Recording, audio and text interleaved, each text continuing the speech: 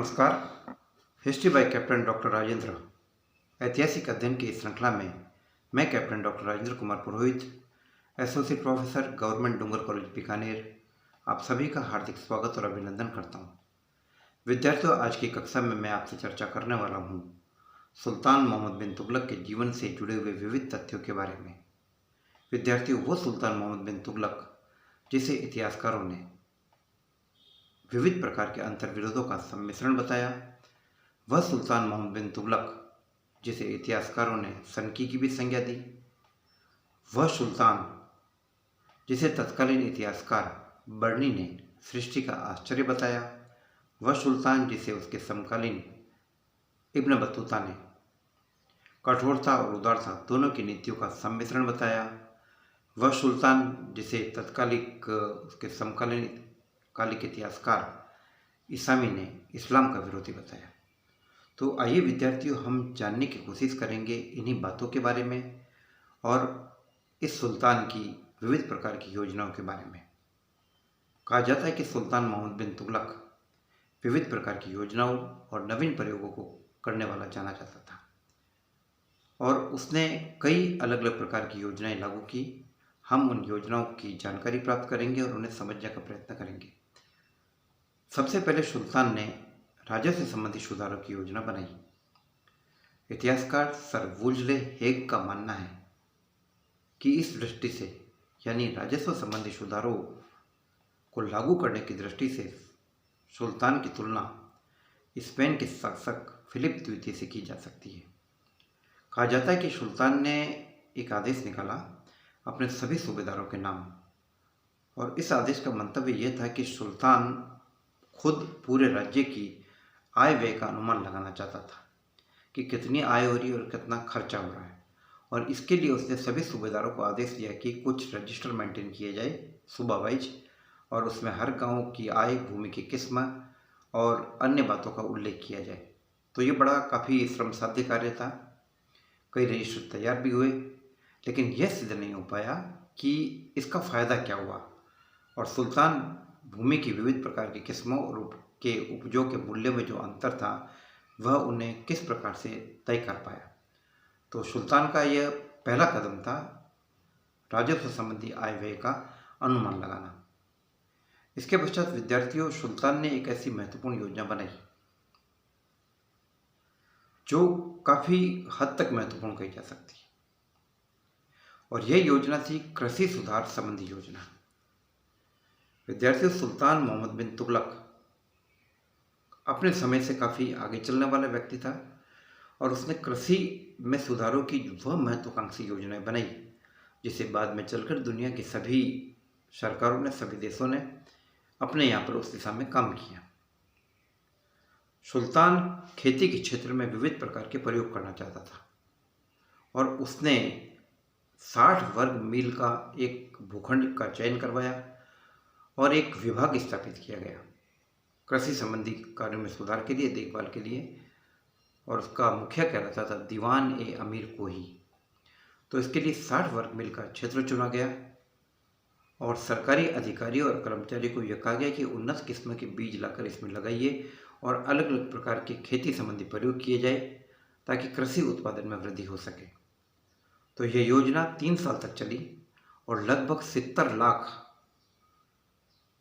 रुपए इसमें खर्च हुए, लेकिन ये योजना कामयाब नहीं हो पाई क्योंकि जिन लोगों को बेहतरीन किस्म के बीज और खाद और उपकरण लाने की जिम्मेदारियां थी, वे लोग उसमें भ्रष्टाचार कर गए।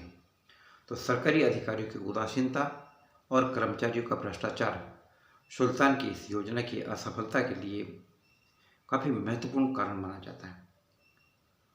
तो सुल्तान की यह योजना भी असफल हो गई, लेकिन सुल्तान की इस योजना की असफलता के लिए सुल्तान को किसी भी प्रकार से दोषी नहीं कहा जा सकता। यह बात अलग है अवश्य है कि सुल्तान अपने अधिकारियों और कर्मचारियों पर पूरी तरीके से निगाह और नियंत्रण नहीं रख पाया और सुल्तान की कृषि संबंधी सुधारों में परिवर्तन की यह योजना एक प्रकार से असफल हो गई।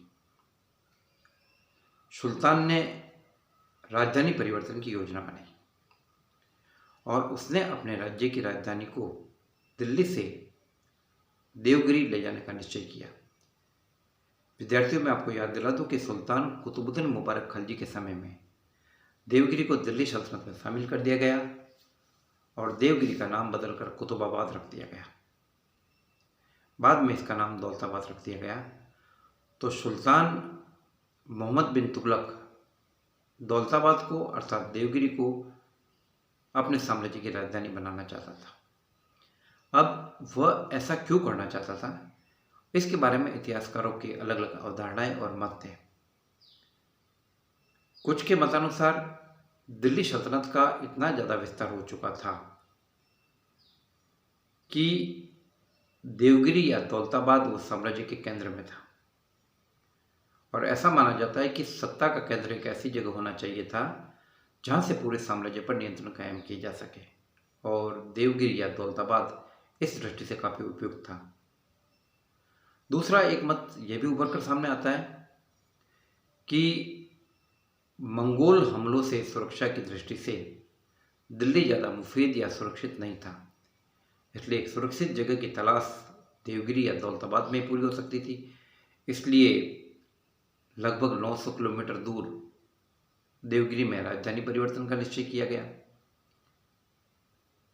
हालांकि सुल्तान मोहम्मद बिन तुगलक तक मंगोल हमलों की तादाद काफ़ी कम हो चुकी थी और मंगोल अब उतने शक्तिशाली भी नहीं रहे थे जितने कि सुल्तान अलाउद्दीन खिलजी के समय में थे। सुल्तान अलाउद्दीन खिलजी को इस बात का श्रेय दिया जाता है कि उसने मंगोलों को बार बार शिकस्त देकर मंगोलों की ताकत तोड़ दी। तो सुल्तान मोहम्मद के समय में मंगोल आक्रमण का इतना ज़्यादा भय नहीं था। कुछ इतिहासकारों का यह मानना है कि सुल्तान दिल्ली के लोगों को दंडित करना चाहता था। ऐसा कहा जाता है कि दिल्ली के लोग सुल्तान को गुप्त रूप से पत्र लिखकर उसमें उसकी आलोचना करते थे, उसको गालियाँ देते थे, तो उनको दंडित करना चाहता था। तो विद्यार्थियों, ये अलग अलग प्रकार के मत हैं और कहा जाता है कि जब लोग दिल्ली से रवाना हो गए, चले गए, तो सुल्तान ने अपने महल की छत पर खड़े होकर देखा तो उसे किसी भी घर से कोई चूल्हा जलता हुआ या धुआं उड़ता हुआ नहीं दिखाई दिया और उसे बड़ी प्रसन्नता हुई। और इवन यहाँ तक लिखा गया है कि बाद में दिल्ली की तलाश कराई गई तो कुछ नहीं मिला उसके गुलामों को, केवल एक लंगड़ा मिला और एक अंधा मिला।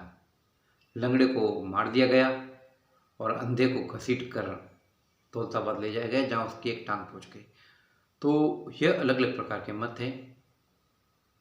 यह भी कहा जाता है कि राजधानी परिवर्तन के बाद दिल्ली पूरी तरीके से बर्बाद हो गई, दिल्ली में कुछ भी नहीं बचा। लेकिन इन विविध मतों का विवेचन करने के उपरांत हम कई नतीजों पर पहुंचने की कोशिश करते हैं। इतिहास शोध और अनुसंधान का विषय पहली बात तो ये कि दिल्ली कभी खाली नहीं हुई, काफ़ी बर्बाद नहीं हुई। और ऐसा भी कहा जाता है कि केवल गवर्नमेंट या राजकीय कार्यालय ही और राजकीय अधिकारियों को ही दौलताबाद जाने का आदेश दिया गया और बाद में जब वहाँ अनुकूल स्थिति कायम नहीं हो पाई तो उन लोगों को वापस लौटने का आदेश भी दे दिया गया। और यह भी कहा जाता है कि इसमें कोई संदेह नहीं कि दिल्ली से दौलताबाद की यात्रा काफ़ी कष्टदायक थी, लेकिन बाकायदा सुल्तान ने इसके लिए पूरी प्लानिंग की थी। रास्ते में छायादार पेड़ लगवाए, लोगों के खाने पीने, घोड़ों के चारे के लिए धर्मशालाएं और अनाजशालाओं की व्यवस्था की गई और अपनी तरफ से सुल्तान ने पूरी तरीके से कोशिश की। एक मत यह भी कहा जाता है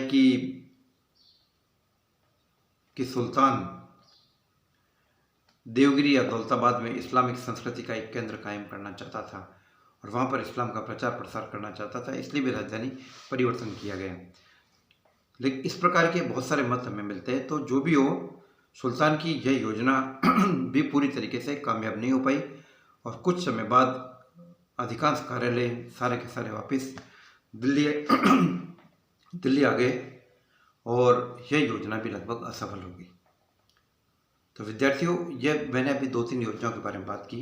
कृषि सुधार संबंधी योजना, राजधानी परिवर्तन की योजना। इसके बाद आगे की कक्षा में आपसे बात करूंगा सुल्तान के सांकेतिक मुद्रा प्रचलन की योजना और फिर बात की जाए कि सुल्तान के समय में होने वाले विविध प्रकार के विद्रोह की बात।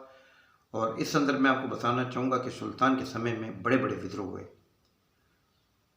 स्वतंत्र विजयनगर साम्राज्य की नींव भी सुल्तान मोहम्मद बिन तुगलक के समय में पड़ी और उसी के समय में देवगिरी दौलताबाद के शादी अमीरों ने बगावत की और मलिक अलाउद्दीन हसन बहमन शाह, जो हसन गंगू के नाम से भी जाना जाता था, उसके नेतृत्व में दौलताबाद में एक स्वतंत्र बहमनी साम्राज्य की स्थापना हुई।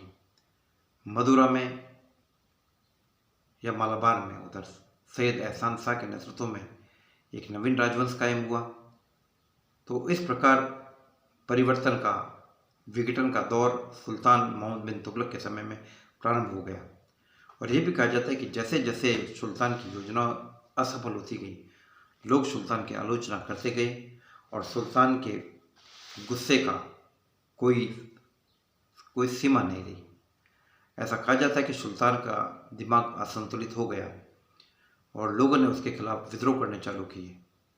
तो सुल्तान ने विद्रोह को बड़ी कठोरता के साथ कुचलने की कोशिश की और उसका यह मानना था कि लोग आगे बगावत करने की चेष्टा नहीं करेंगे, लेकिन बगावतों का एक लंबा न रुकने वाला सिलसिला प्रारंभ हो गया। इन सभी बातों के बारे में आगे की कक्षा में आपसे बात करूंगा। जय हिंद, जय भारत।